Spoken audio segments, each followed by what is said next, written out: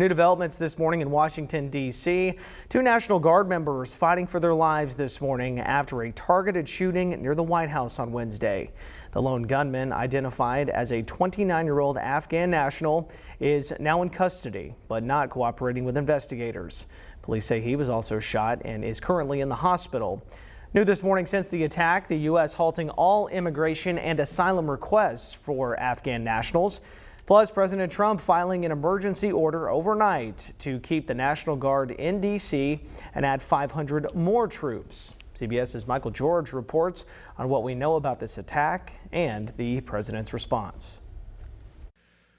This heinous assault was an act of evil, an act of hatred, and an act of terror. President Trump says the suspect responsible for shooting two National Guard members in Washington, D.C. Wednesday will pay the steepest possible price. We will make America totally safe again, and we will bring the perpetrator of this barbaric attack to swift and certain justice. The ambush-style attack on the two National Guard members, both from West Virginia, happened shortly after 2 p.m., just blocks away from the White House, outside of a metro train station. A suspect came around the corner, raised his arm with a firearm and discharged it at the National Guard members. Multiple sources tell CBS News a third uninjured National Guard member shot back at the gunman, hitting him and ending the attack. We heard rapid gunshots. Witness Michael Ryan described the scene after the suspect was subdued before being taken into custody. They had a person pinned on the ground yelling at him to stay down. Law enforcement officials say the lone suspect, identified as 29-year-old Afghan national Ramanullah Lakhanwal,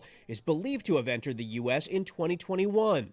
In the wake of the shooting, Defense Secretary Pete Hegseth said hundreds more National Guard troops will be deployed to D.C. We will never back down. We will secure our capital. We will secure our cities. The FBI is leading the investigation into the ambush. Michael George, CBS News.